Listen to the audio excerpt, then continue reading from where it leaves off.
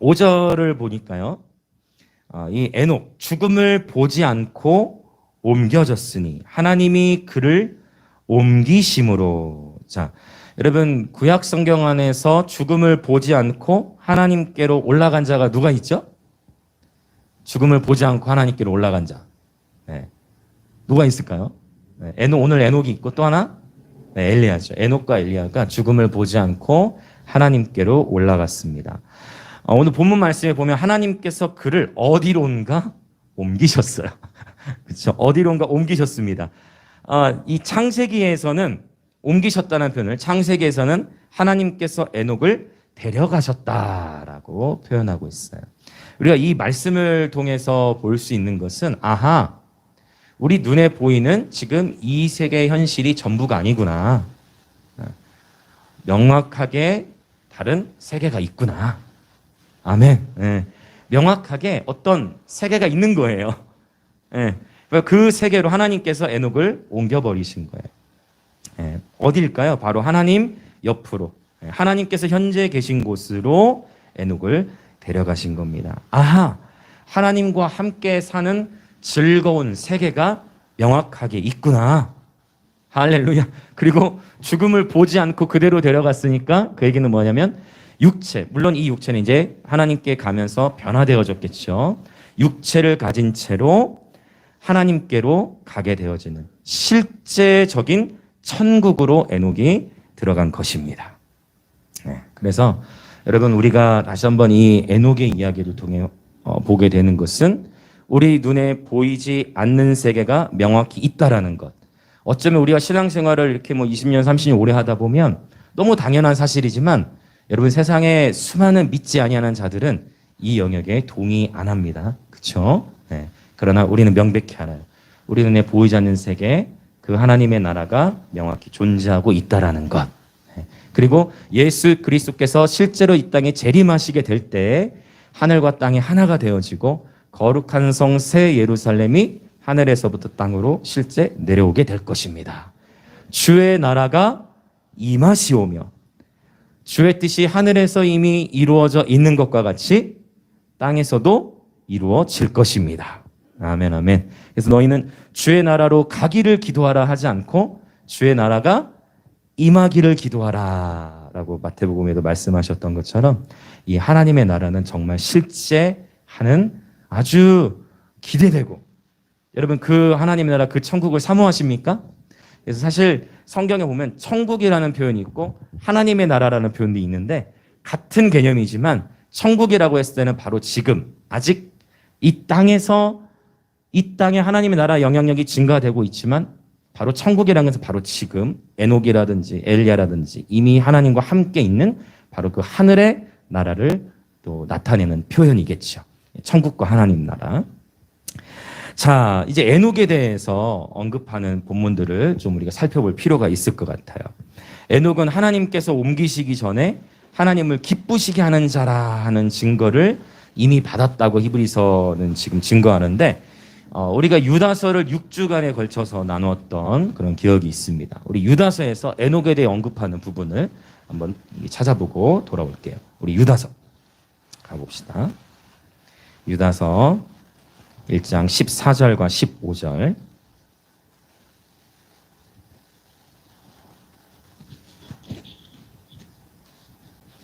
자, 유다서 1장 14절과 15절.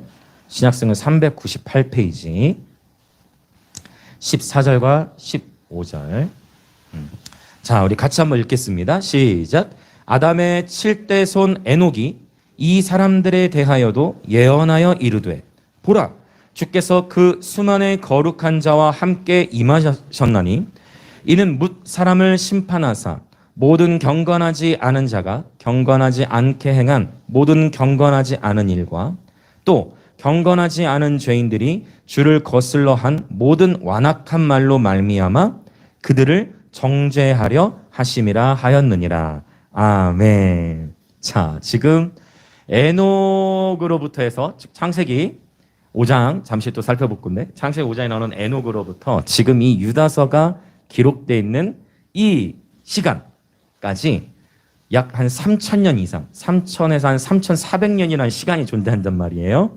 근데 지금 유다서에서 이 유다가 에녹이 이러한 예언을 하였다라고 성경이 증거하고 있습니다. 그렇죠. 굉장히 흥미로워요. 그러면서 지금 에녹의 예언을 보면 이 예언의 내용이 어떻습니까? 자, 주께서 그 수만의 거룩한 자와 함께 임하셨나니 15절에 보면 어떤 이야기예요? 심판에 대한 이야기입니다. 그렇죠? 에녹이 예언을 했다라는 거예요. 그런데 언젠가 주님께서 수많은 거룩한 자와 함께 임하실 것이다. 임하셔서 심판하실 것이다. 그렇죠? 경건하지 않은 자들과 모든 완악한 말로 말미암아 주를 거슬렀던 자들에 대하여 하나님이 심판하실 것이다 라는 이 표현을 지금 유다가 기록하고 있는 것입니다. 자, 흥미로운 그런 내용이죠. 근데 봤더니 에녹이 아담의 몇 대 손이래요? 아담의 7대 손이랍니다. 이제 우리가 이 에녹에 대해 언급한 본문 또 이제 창세기로 한번 넘어가 봅시다. 자, 창세기. 지금 이 언젠가, 그러니까 이 에녹의 입장에서는 그때가 언제인지 정확하게 기록을 한 것은 아니지만 언젠가 주님께서 임하셔서 이 땅을 심판하실 것이다 라고 예언을 했다는 거예요. 이렇게 예언을 한 배경에는 에녹이 낳았던 자녀의 이름과 이게 또 연결이 돼 있어요. 자, 우리 창세기 5장 21절부터 24절입니다. 자, 같이 한번 읽어보겠습니다. 자, 시작. 에녹은 65세에 무두셀라를 낳았고 무두셀라를 낳은 후 300년을 하나님과 동행하며 자녀들을 낳았으며 그는 365세를 살았더라. 에녹이 하나님과 동행하더니 하나님이 그를 데려가심으로 세상에 있지 아니하였더라. 아멘. 자, 성경에서 에녹에 대해 언급하고 있는 구절도 우리가 지금 다 찾아본 거예요. 자, 그러면 일단 에녹이 아담의 이제 몇 대 손이라고 했죠? 7대 손이라고 했는데, 자, 이 에녹의 이름부터 이제 정리하면서 쭉 보도록 하겠습니다. 원래 에녹의 이름을 하노크라고 합니다. 하노크.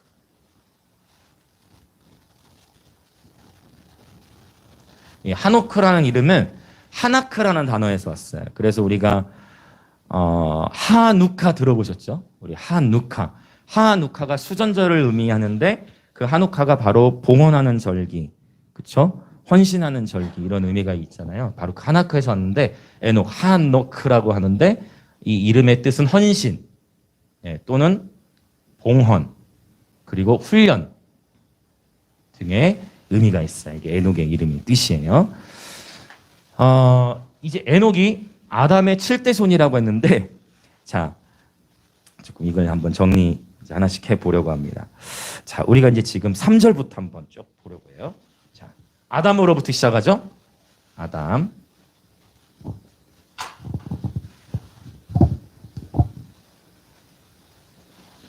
자, 아담 다음에 이제 누구로 이어집니까?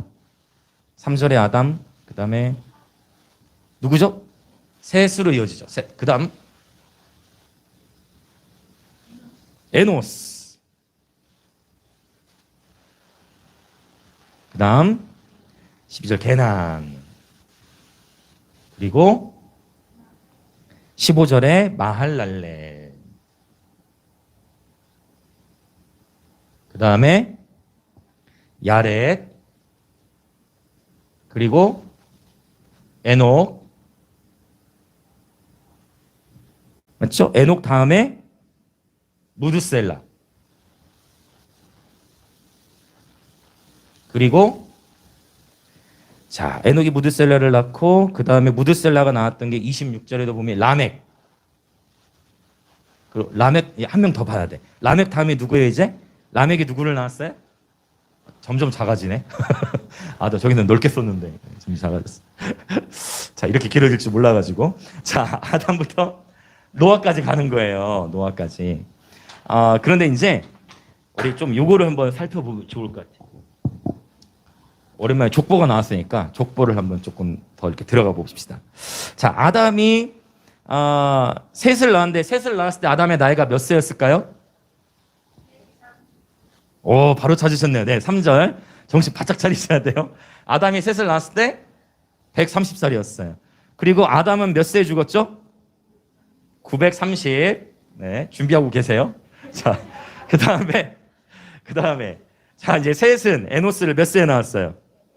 105세. 그리고 몇 세에 죽었어요? 912세. 잘 따라오고 계시죠?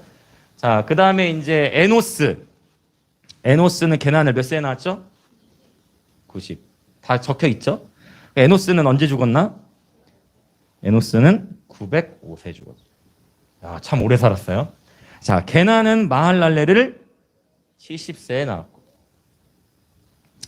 그 다음에 몇 세 죽었죠? 910. 자, 마할랄렐은 65세에 야렛을 낳습니다. 그리고 895세. 오래 살았어요. 야렛은 에녹을 낳았는데 162세. 정신을 바짝 차리고 있어야 되지. 자, 그리고 에녹을 낳았고 야렛은 몇 세 죽었어요? 962.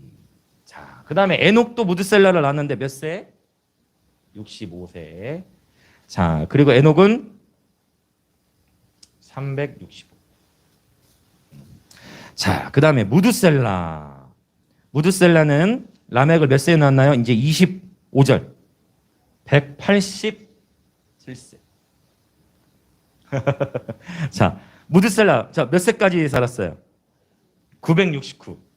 성경에서 가장 오래 산 사람은 무드셀라. 무드셀라 가장 오래 살았어요. 네. 자, 그 다음에 자, 라멕은 노아를 몇 세에 낳았습니까? 라멕은 노아를 182. 점점 작아지고 있네.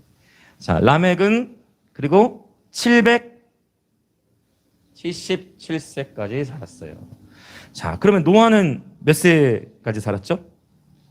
노아는 저기 이제 9장으로 가서 보면 950세에 죽어요. 950. 제일 중요한 부분이 제일 작게 써졌네. 자, 그러면 지금 이거를 이제 쭉 적었잖아요. 이게 지금 창세기 5장에 있는 족보인데, 흥미로운 것은 이 무드셀라의 이름을 보면은요.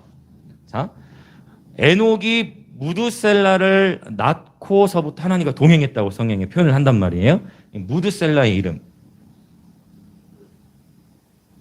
무드살라크인데 원래 이 무드셀라의 이름은 뭐냐면은 죽음 또는 심판을 내보내다예요.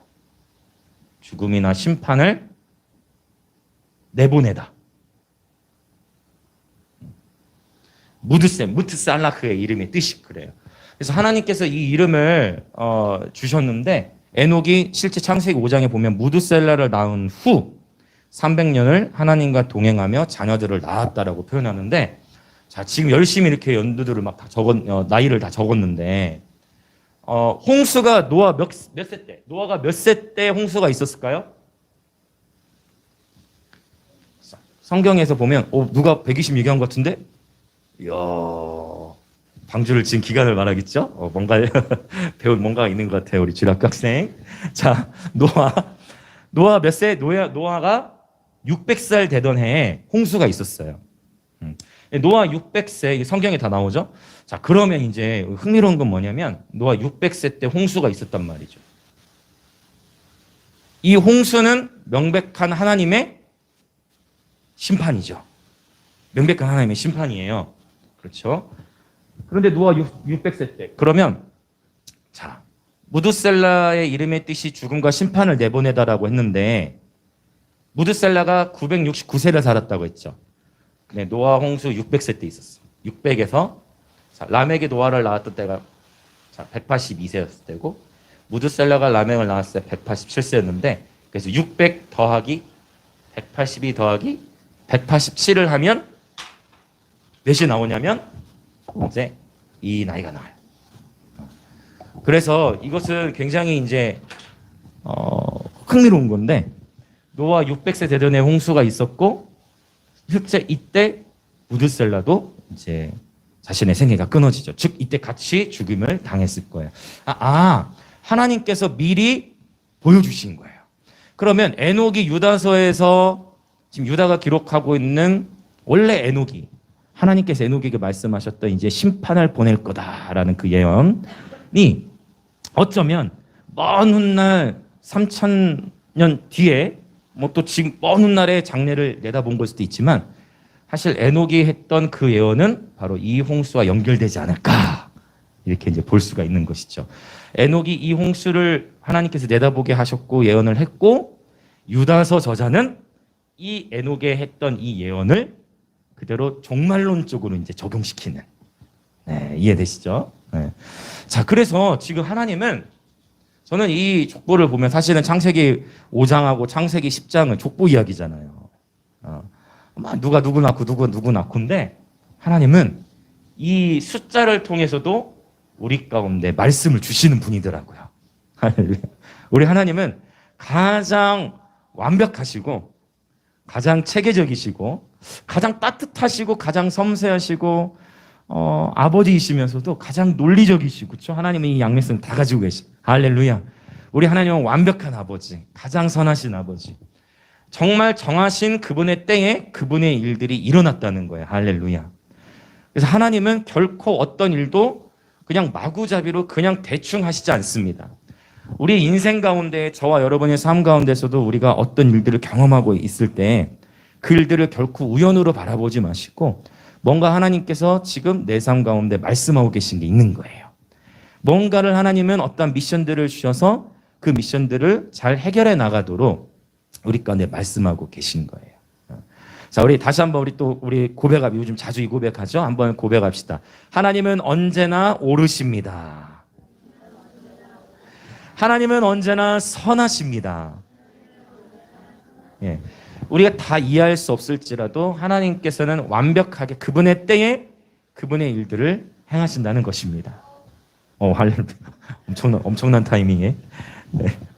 자, 오케이. 그래서 이제 이 에녹에 대해서 볼까요? 아담 7대손, 아담, 셋, 에노스, 게난, 말랄, 야렛, 에녹. 정확하게 이제 7대손인 건데. 자, 에녹이 300년을 하나님과 친밀하게 동행했다라고 성경은 표현하고 있어요. 무드셀라를 난 이후에. 그런데 이 창세기 5장 다음에 나오는 이야기, 창세기 6장에서 바로 무엇을 얘기하냐면 이 세상에 죄악이 가득했다고 표현하는 거예요. 이 세상에 죄악이 가득한 그때에 많은 이들이 절대 다수가 타락의 길로 절대 다수가 세속적인 길로 가고 있던 바로 그때에 에녹이 하나님과 동행하였다라는 것을 성경은 보여주고 있습니다. 자, 그리고 또 볼 수 있는 것은 에녹이 300년을 하나님과 동행하며 이 세상에서의 삶을 나몰라라 했던 것이 아니고 300년을 하나님과 동행하며 또 뭐 했어요? 무드셀레만 낳은 게 아니고 다른 자녀들도 낳았어요. 이게 어려워 이제 이게.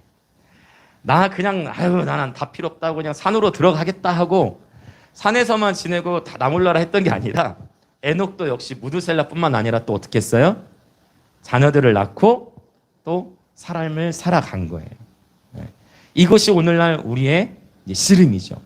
하나님과 관계를 우선적으로 사수하되 여전히 우리는 가정을 이루고 그렇죠? 자녀를 낳고 또 이 자녀를 세워가고 그렇죠?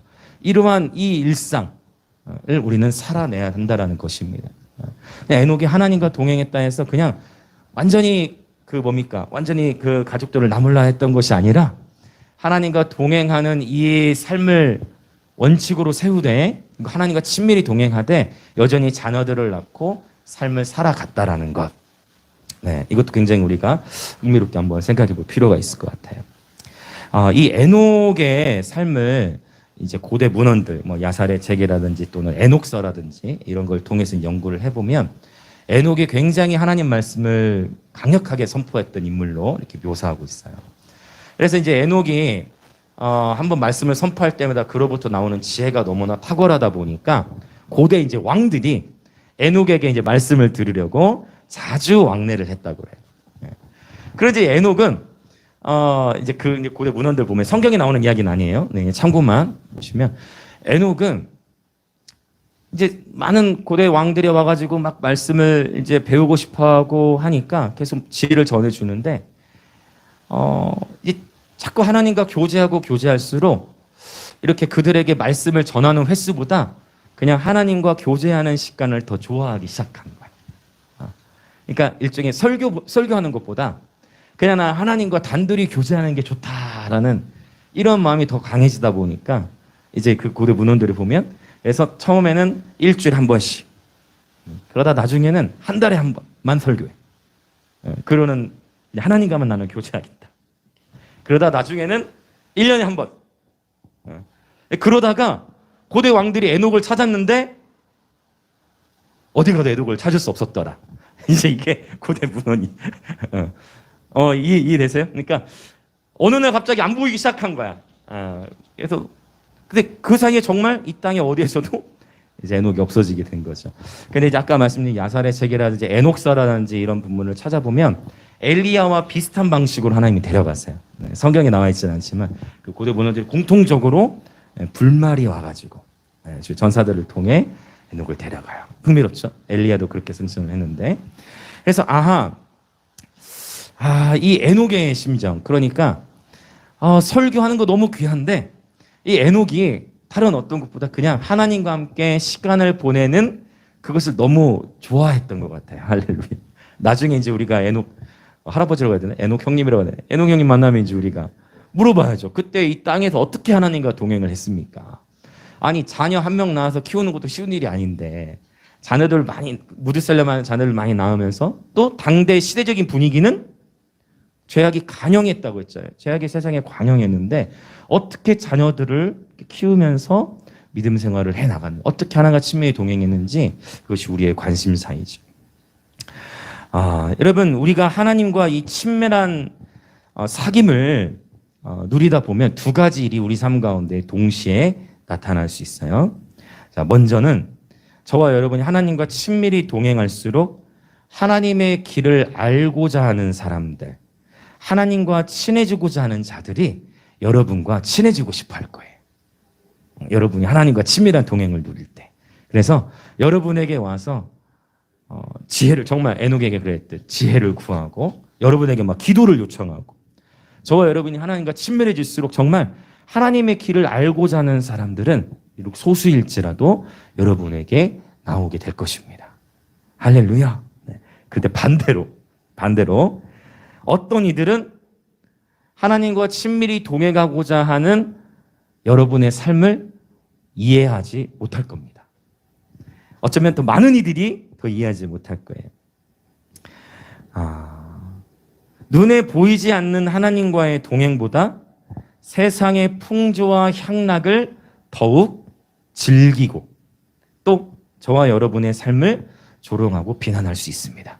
하나님과 친해지고자 하는 삶에게는 이 동전의 양면성처럼 이 두 가지 케이스가 다 나타난다는 거예요. 어떤 의미인지 이해되시죠? 그래서 우리는 결단해야 합니다. 무엇을 결단해야 되느냐? 자, 이런 지금 우리 시대로 적용하면 칼과 기근과 전염병과 사나운 짐승 이것이 가득한 이런 상황 속에서 막 러시아 우크라이나 전쟁 막 터지고 코로나 전염병 계속 되어지고 하나님께서 이러한 칼과 기근 전염병 사나운 짐승을 통해 깨어나라고 우리 가운데 말씀하고 계심에도 불구하고 여전히 그냥 세상에서 말하는 것처럼 enjoy your life죠. 너의 삶을 즐겨라. 인생은 한 번뿐이다. 열심히 즐기다가 이 생을 마감하자라고 하는 세상의 풍조에 휩쓸려 갈 것이냐 아니면 에녹처럼 한옥 이름의 뜻이 헌신, 봉헌, 훈련의 의미가 있듯이 하나님과 동행하는 데에 삶을 훈련시킬 것이냐 하나님과 동행하는 삶에 자신의 삶을 헌신하고 훈련시킬 것이냐 아니면 세상의 풍조에 휩쓸려 갈 것이냐 이것을 우리는 결단해야 하는 것입니다. 에녹이 이제 그 고대 문헌과 그런 자료들을 통해서 이렇게 이해해 봤을 때 처음에는 막 사람들에게 설교하고 하나님의 지혜를 전하는데 점점 설교하는 것보다 하나님과 단둘이 보내는 시간을 좋아했다라고 했잖아요. 하나님과 함께하는 그 시간이 자신의 삶에 매우 큰 실제가 되어진 것입니다. 여러분, 믿음으로 하나님과 동행하는 이상, 여러분, 하나님 우리 눈에 보이지 않죠? 자, 하나님 우리 눈에 보이지 않는다는 거예요. 우리 눈에 보이지 않는 그 하나님과 함께 믿음으로 동행하는 이러한 삶. 여러분, 눈에 보이지 않습니다. 그러나 하나님과 보이지 않는데 믿음은 바라는 것들의 실상, 실제라고 하셨는데 보이지 않는 하나님과 믿음으로 동행하기 시작할 때 이제 어느 순간 에녹의 삶이 보이지 않는 그 하나님과 교제하는 것이 더 실제가 돼버린 거예요. 세상에서 어떠한 삶을 살아가는 것보다 바로 하나님과 함께 있는 그 시간이 자신의 삶의 가장 큰 실제가 되어버린 것입니다. 하나님의 임재가 자신의 삶의 전부가 되어버린 거예요. 모두가 악하고 타락한 길을 택할 때 에녹은 하나님과의 동행에 자신의 삶을 헌신했습니다. 그래서 히브리서에서 말씀하시기를 바로 이는 그가 하나님을 기쁘시게 하는 자라 하는 증거를 받았다라고 말씀하고 있는 것입니다. 어떻게 우리가 하나님을 기쁘시게 할 수 있을 것인가? 어떻게? 여러분, 하나님을 기쁘시게 할 수 있는 여러 방법들이 있겠지만 가장 기초적이고 본질적으로 하나님을 기쁘시게 하는 최고의 방법은 바로 우리가 믿음으로 하나님과 동행하는 것입니다. 우리 눈에 보이지 않아요. 그러나 하나님의 말씀을 믿는 믿음으로 하나님과 동행하는 것입니다. 이것이 하나님을 기쁘시게 한다라고 말씀하시는 거예요. 자, 이제 그러면 에녹에 대한 이야기를 했는데 이제 히브리서 11장 6절 말씀으로 이제 들어가 보겠습니다. 히브리서 11장 6절. 자, 우리 6절 다시 한번 우리 선포하겠습니다. 시작. 믿음이 없이는 하나님을 기쁘시게 하지 못하나니 하나님께 나아가는 자는 반드시 그가 계신 것과 또한 그가 자기를 찾는 자들에게 상 주시는 이심을 믿어야 할지니라. 아멘. 자, 믿음이 없이는 하나님을 기쁘시게 하지 못한다 해서 여기 이 기쁘시게 하지 못한다. 자, 불가능하다라는 표현이에요. 믿음이 없이는 하나님을 기쁘시게 하는 것이 불가능하다라고 했어요. 자, 우리가 히브리서 지금 10장에서부터 믿음에 대한 정의를 쭉 내렸을 때 기억하시죠? 믿음. 자, 이것은 헬라어로 피스티스라는 단어를 쓰고, 자, 믿음이라는 것은 신뢰 또는 이것을 갈라디아서 5장 22절에서 똑같이 피스티스라는 단어를 썼는데 어떻게 번역이 됐다고 했죠? 바로 성령의 열매 가운데 충성으로 번역이 되어져 있다는 거예요. 그래서 믿음이라는 것은 하나님을 신뢰하는 것, 네, 하나님을 신뢰하는 것이지만 또한 하나님께서 맡기신 일에 보이지 않지만 그냥 꾸준히 하나님 맡기신 일에 충성하는 것. 믿음은 신뢰 그리고 충성이라는 것입니다.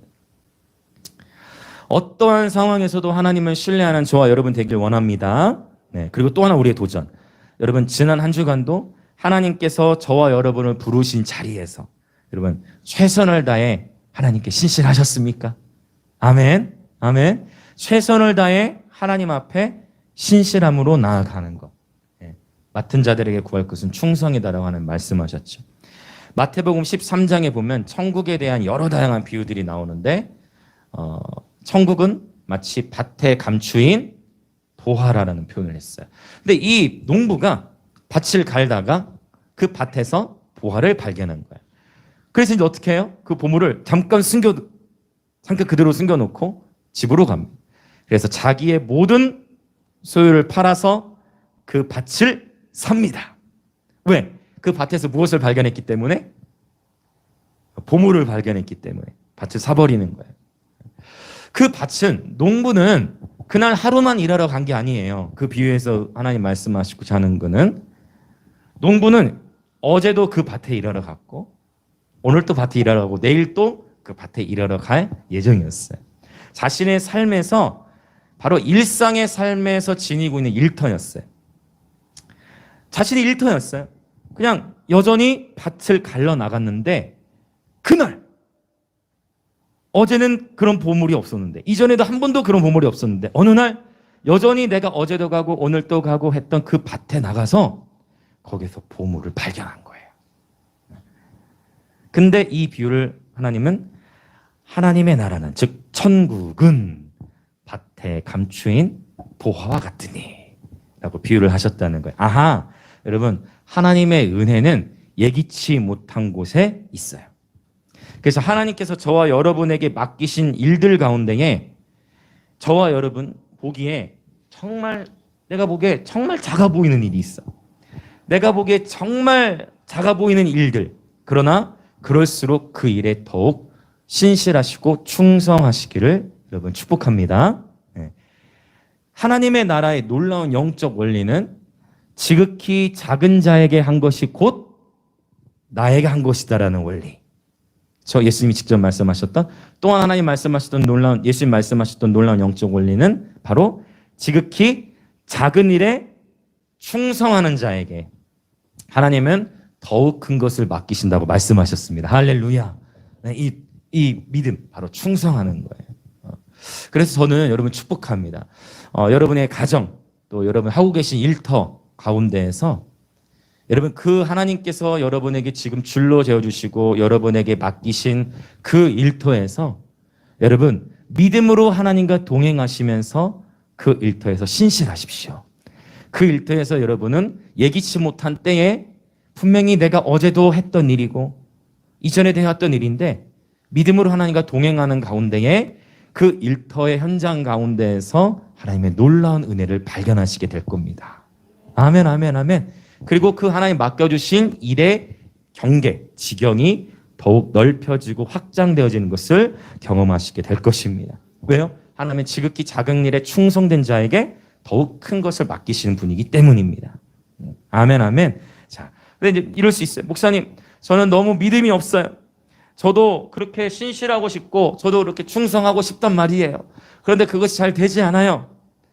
믿음에 있어서 장성한 자가 되고 싶다면 우리는 이 말씀을 기억합니다. 로마서 10장 17절의 말씀이죠. 로마서 10장 17절. 믿음은 들음에서 나며 들음은 그리스도의 말씀으로 말미암느니라. 아멘. 믿음은 들음에서 나고 들음은 그리스도의 말씀으로 말미암는다고 하나님 말씀하셨어요.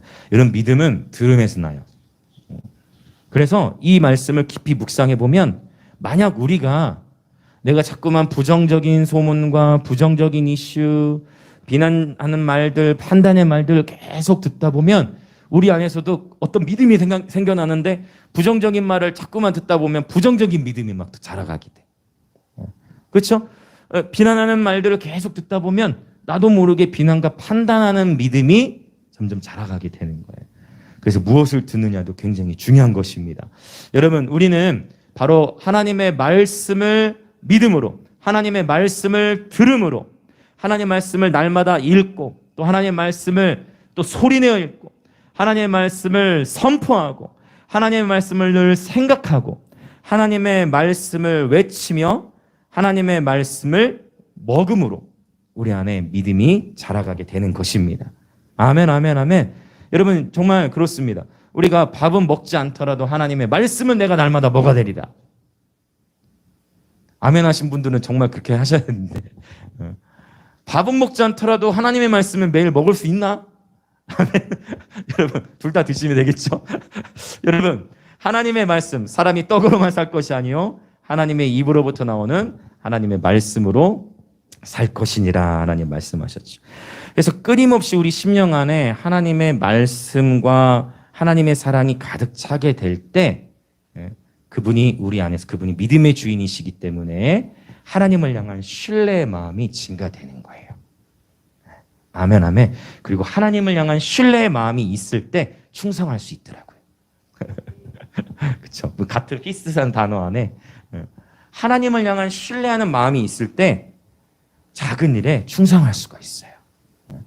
그렇죠. 내가 지금 하는 일 아무도 보지 않는데 내가 지금 혼자서 일하든지 아니면 정말 세상에서 정직하지 않게 일할 수도 있음에도 불구하고 왜 우리가 정직하게 일해야 하고 왜 우리가 신실하게 일해야 하는가?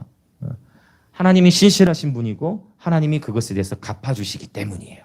히브리서 저자는 11장 6절에서 이것을 뭐라고 표현하냐면 한번 따라해 봅시다. 상. 한 번 더. 상. 하나님께서 주실 상이 있다는 거예요.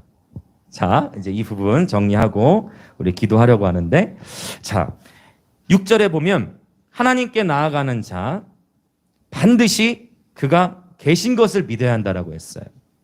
그리고 그가 자기를 찾는 자들에게 상 주심을 믿어야 할지니라 라고 선포하고 있습니다. 흥미로운 것은 5절에서는 헬라어 동사가 다 과거형으로 쓰였는데 6절에서는 모든 동사와 분사, 부정사들이 다 현재형으로만 쓰였어요. 현재형, 헬라어에서 현재형으로 쓰인 것은 지속, 반복, 습관의 의미가 있어요. 그래서 이 11장 6절을 이렇게 원문으로 쭉 이렇게 보면서 분해를 해보면 하나님께 나아가는 자는 반드시 그가 계신 것과 그가 계시고 있는 것과 원래 이렇게 돼야 돼. 그러니까 하나님이 항상 살아서 옆에서 우리와 함께 계신 거예요. 반복적으로, 지속적으로, 습관적으로. 그리고 이제 중요한 거, 이 상이라는 개념을 열심히 인내하고 인내해가지고 종말론적으로 단 한 번 주는 일회성의 상으로 언급된 게 아니에요. 일회성의 상을 언급하신 게 아니고 하나님을 찾고 찾으며 믿음으로 하나님과 동행하는 자들에게 상을 주시는데 어떻게 해요? 현재형으로 쓰였다 했죠. 반복적으로, 지속적으로, 습관적으로 하나님을 찾는 자들에게 하나님께서 상을 주신다는 표현입니다. 할렐루야. 여러분, 이 하나님께서 주시는 상을 여러분 경험하시길 축복합니다. 하나님께서 주시는 상에는 부작용이 없어요. 하나님께서 주시는 상에는 부작용이 없고 하나님께서 주시는 상이 곧 우리의 삶에 뭐가 되냐면 간증이 되는 것입니다. 그래서 우리가 하나님께서 우리 삶 가운데 행하신 일들을 바로 증거하게 되는 것이죠. 자, 여러분, 하나님께서는 하나님을 부지런히 찾는 자들에게 상을 주시는 분이라고 말씀하셨어요. 그래서 저와 여러분이 늘 하나님의 기쁨을 구하며 하나님을 순전하게 추구하는 그러한 예배자들이 되어졌으면 좋겠습니다. 지금 저와 여러분이 가장 추구하고 있는 것은 무엇입니까? 지금 저와 여러분이 가장 찾고 있는 것은 무엇입니까? 세상에 많은 사람들이 끊임없이 꿈을 꾸고 생각하고 찾고 있는 것은 그렇죠? 어떤 돈 또는 좋은 집 또 좋은 차 명예 아니에요? 아니랍니다. 다 계속 고개를 반대로 좋은 집 좋은 차 좋은 성공 자 여자친구 자, 나의 성공, 나의 보장된 미래, 나의 남자친구, 명예, 돈. 여러분, 세상은요, 끊임없이 이런 것들을 추구한단 말이에요. 네. 그러나 저와 여러분은 하나님을 기쁘시게 하는 것이 저와 여러분의 삶의 가장 큰 목표가 되길 원합니다. 그리고 하나님을 날마다 더욱 추구하는 저와 여러분의 인생이 되었으면 좋겠습니다. 그렇게 할 때 인생 정말 힘들고 끝에 가가지고 주님 재림하셔야만 그때 생명의 면류관처럼 딱 한 번 상 주시는 게 아니고 6절의 의미는 그게 아니라는 거예요. 일회성으로 그냥 열심히 고생해 나중에 딱 한 번만 상 줄게 그게 아니라 하나님은 때를 따라서 우리 가운데 은혜를 베푸세요. 우리가 끊임없이 신실하게 하나님을 섬기고 충성되게 그분을 따르다 보면 주기적으로 반복적으로 습관적으로 그분께서 주시는 상급이 있다는 것을 말씀하시는 겁니다. 할렐루야. 여러분, 하나님께서 주시는 상을 기대하십니까? 여러분, 이 코로나 팬데믹 상황 가운데서도 하나님께서 저와 여러분을 위해 예비하신 상이 있음을 믿으십니까? 네. 아멘, 아멘. 자, 그래서 이 시간 우리 함께 기도하도록 하겠습니다. 하나님을 기쁘시게 하는 가장 귀한 방법은 에녹을 통해서 오늘 하나님께서 보여주시듯이 믿음으로 하나님과 친밀한 동행을 하는 것입니다. 하나님과 동행한다라는 것이 처음에는 매우 추상적일 수밖에 없어요. 왜요? 보이지 않기 때문이에요. 그러나 믿음으로 하나님과 동행하기 시작할 때, 믿음으로 하나님을 신뢰하기 시작할 때, 믿음으로 하나님 앞에 지극히 작은 것에 충성되이 살아갈 때 하나님께서 그때마다 경험케 하시는 은혜와 주시는 상이 있어요. 그 은혜를 누리고 경험하고 경험할수록 우리가 하나님과의 관계 안에서 이 하나님과의 친밀한 관계라는 것이 추상적이었던 것으로만 생각했는데 그것이 아니라 진정 실제가 되어지는구나 라는 것을 경험하게 되어집니다. 하나님, 이 시간 우리가 하나님 말씀 앞에 우리의 자신이 온전히 분해되어지기를 원합니다. 우리 몸을 거룩한 살아있는 제물로 하나님께 드립니다. 그리하여 이 세대를 본받지 않고 오직 마음을 새롭게 함으로 변화를 받아 하나님의 선하시고 기뻐하시고 온전하신 뜻이 무엇인지 바르게 분별하게 하여 주옵소서. 오직 우리의 말과 행동과 우리의 삶이 지니는 분위기, 우리의 모든 삶이 하나님을 기쁘시게 하기 원합니다. 하나님을 기쁘시게 하는 것이 우리 삶의 가장 큰 기쁨이 되게 하여 주옵소서. 우리 눈에 비록 보이지 않는다 할지라도 믿음으로 하나님과 동행하게 하여 주시고, 믿음으로 하나님과 동행하기 시작할 때 하나님께서 때를 따라도 오시는 그분의 은혜와 주님 주시는 상급을 경험함으로 말미암아 하나님, 이전에는 내가 믿음으로만 동행했다면 이제 정말 성령의 능력 안에서 실제 그분과의 동행이 정말 이 믿음이 바라는 것들의 실상이라 했던 것처럼 하나님과 동행하는 삶이 우리 삶의 가장 큰 실제가 되게 하여 주옵소서. 그렇게 우리 주여 한번 외치고 동성으로 기도하겠습니다. 주여! 예, 하나님 그렇습니다. 하나님 눈에 보이지 않으시죠? 하나님 우리 육신의 눈에 보이지 않으시죠? 주님, 하나님이 육신의 눈에 보이지 않음으로 말미암아 세상의 많은 이들은 그저 세상의 풍조를 따라 살아가고 진정 하나님이 없으시다라는 생각하에 자신의 인생을 자신의 마음대로 살아가는 이러한 세상의 풍조. 그러나 에녹은 당대의 타락함과 또 죄악이 세상에 관영하여서 하나님의 심판이 다가오고 있는 그때에 수많은 군중들은 세상의 풍조를 따라 살아갔지만 에녹은 바로 그렇게 가장 악한 시대 가운데에서 하나님과 믿음으로 동행하기 시작하였습니다. 무드셀라를 낳은 이후부터 300년이라는 시간을 하나님과 동행하는 데에 자신의 삶을 헌신하였습니다. 하나님과 동행하는 데에 자신의 삶을 헌신한 바로 이 에녹의 삶을 통하여 오늘 우리가 히브리서 저자를 통해 우리에게 주신 말씀을 붙들고 기도하기 원하는 것은 바로 에녹이 믿음으로 말미암아 하나님이 기뻐하시는 자라라고 하나님께서 그의 믿음을 인준하여 주시고 하나님을 기쁘시게 하는 자의 삶이 아버지 믿음이 없이 불가능한 것처럼 오늘 우리에게도 믿음에 믿음을 더하여 주시옵소서. 아버지, 그러나 우리가 지니는 이 믿음조차도 바로 주님께서 주셔야만 합니다. 하나님을 온전히 신뢰하는 마음을 우리 가운데 부어주시고 그 하나님을 온전히 신뢰하는 마음으로 우리 삶에 주어진 모든 작아 보이는 것들에도 충성되이 우리가 주님을 섬김으로 말미암아 아버지 하나님의 나라는 밭에 감추인 보화라고 말씀하셨던 것처럼 오늘 또 내일 모레 여전히 하나님께서 우리를 부르신 자리에서 신실하게 때로는 실수하고 때로는 낙심하고 때로는 좌절하고 때로는 실패를 경험한다 할지라도 주님, 묵묵히 밭을 갈았던 그 농부가 어느 날 그 자기가 속한 그 일터에서 보물을 발견하였듯 아버지 하나님의 나라가 이와 같다고 우리에게 말씀해 주셨습니다. 오늘 우리에게 주님께서 재어주신 불러주신 구역 안에서 신실하게 믿음으로 주와 동행하면서 충성되이 섬김에 나아갈 때에 주님께서 부어주실 상을 기대합니다. 주님께서 베풀어 주실 은혜들을 기대합니다.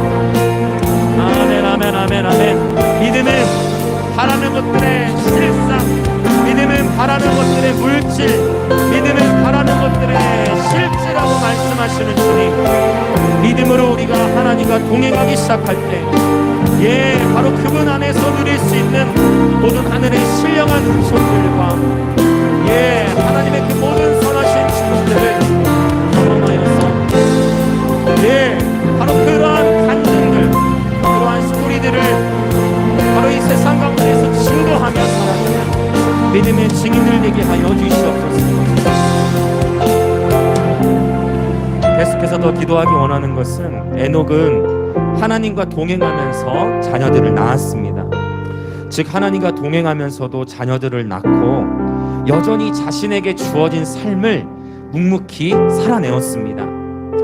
하나님과의 친밀한 교제가 우리 인생 가운데 가장 소중하지만 우리는 여전히 우리에게 주어진 가정과 학교와 일터에서 치열하게 삶을 살아내야만 하는 것입니다.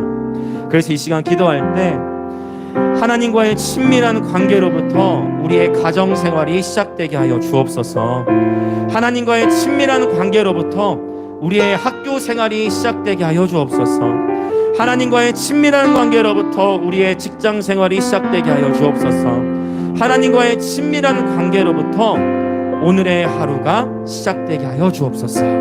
하나님과의 친밀한 관계로부터 우리의 모든 삶이 시작되어지고 하나님과의 친밀한 관계 속에서 우리가 묵묵히 우리에게 주어진 삶을 신실하게 충성되이 살아갈 수 있도록 우리에게 믿음의 믿음을 통하여 주옵소서. 그렇게 주여 외치며 기도하십시다.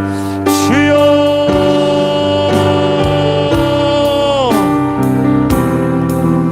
예, 하나님 아버지 그렇습니다. 우리의 가정과 학교와 일터 가운데에서 아버지 우리는 여전히 삶을 살아내야만 합니다. 주님, 치열한 삶의 현장에서 믿음으로 하나님과 동행함으로 말미암아 하나님이 주시는 지혜대로, 하나님이 주시는 힘으로, 하나님이 주시는 기쁨으로, 하나님이 주시는 평안으로, 하나님이 주시는 능력으로, 하나님이 주시는 주님의 마음으로 우리의 가정과 학교와 일터에서 신실하게 믿음의 선한 싸움을 싸우는 주님의 귀한 남종과 여종들 되게 하여 주옵소서. 하나님 우리를 부르신 우리들의 가정과 공동체와 학교와 일터, 우리 삶에 연관된 모든 삶의 현장에서 믿음으로 하나님과 동행하며 선한 싸움을 싸워 주님 그 가운데에 하나님과 동행함이 풀어짐으로 말미암아 하나님의 선한 의의 열매들이 가득하게 하시고 우리 가운데 간증을 풀어주시고 세상 가운데 하나님이 하셨다라고, 하나님이 하셨다라고, 하나님이 하셨다라고 증거하도록 주님 우리들의 삶이 믿음의 증인들이 될 수 있도록 성령여 인도하여 주시옵소서. 아버지 에녹도 하나님과 동행하면서도 여전히 자녀들을 낳고 삶을 살아내었던 것처럼 주님 믿음으로 우리에게 주어진 삶을 살아내게 하여 주시옵소서.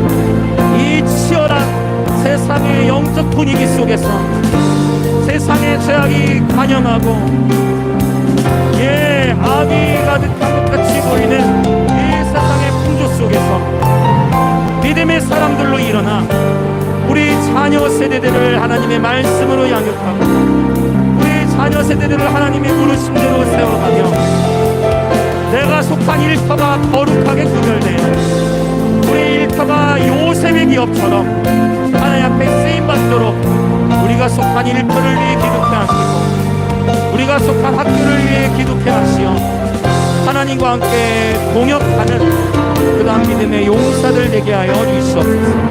아버지 보이지 않지만 이 믿음이라는 것은 실제임을 우리는 알고 있습니다. 보이지 않지만 하나님의 나라는 실제이고 우리 육신의 눈에 보이지 않지만 하나님의 임재는 지금도 우리의 삶의 승리의 열쇠임을 고백합니다. 오 주님 하나님의 말씀을 듣고 하나님의 말씀을 읽고 하나님의 말씀을 선포하고 하나님의 말씀을 생각하고 암송함으로 오 주님 우리의 삶에서부터 믿음이 더해지는 역사 믿음의 부요함을 나타내도록 성령이여 역사하여 주시옵소서. 할렐루야, 할렐루야, 할렐루야, 할렐루야.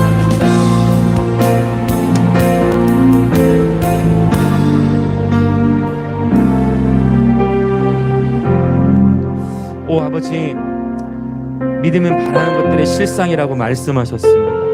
아버지, 이 세상을 살아가는 인생의 여정 속에서 우리 삶의 가장 큰 기쁨이 바로 하나님의 기쁨이 되어지는 것이 되게 하여 주옵소서. 다른 어떤 것이 아닌 우리 삶의 가장 큰 기쁨이 하나님을 기쁘시게 하는 삶이 되기를 원하나이다. 아버지, 그리하여 주님께서 우리의 삶에 줄로 되어주신 구역 안에서 묵묵히 신실하게 하나님 맡기신 작은 일에도 최선을 다하고 충성되이 섬기며 살아갈 때에 하나님께서 때를 따라도 오시는 그 은혜와 하나님께서 때마다 또 시마다 하나님 우리 가운데에 베풀어 주시는 주님의 상을 기대합니다. 아버지, 오늘 또 믿음으로 주 앞에 예물을 드린 모든 그리스도 몸의 지체를 축복하시고 하늘의 신령한 복과 땅의 기름진 복으로 축복하시되 주의 몸된 교회는 바로 우리들의 예배가 선교로 연결될 수 있도록 계속해서 북한과 감비아를 넘어 계속해서 이 대한민국과 열방을 풍성하게 섬길 수 있도록 재정의 기름을 부어 주옵소서. 지금은 우리 주 예수 그리스도의 은혜와 하나님 아버지의 놀라우신 사랑과 성령 하나님의 감화, 감동, 교통하심이 우리의 삶의 가장 큰 이유가 하나님을 기쁘시게 하는 삶이 되기로 결단하여 에녹처럼 묵묵히 자기의 삶에 주어진 가정과 학교와 일터에서 믿음으로 하나님과 신실하게 동행하기로 결단하는 영광임재교회 모든 성도들과 또 이 예배에 참석하고 계신 모든 그리스도 몸의 지체분들과 영상으로 함께 예배하는 모든 분들 가운데에 지금으로부터 영원토록 함께 있을지어다.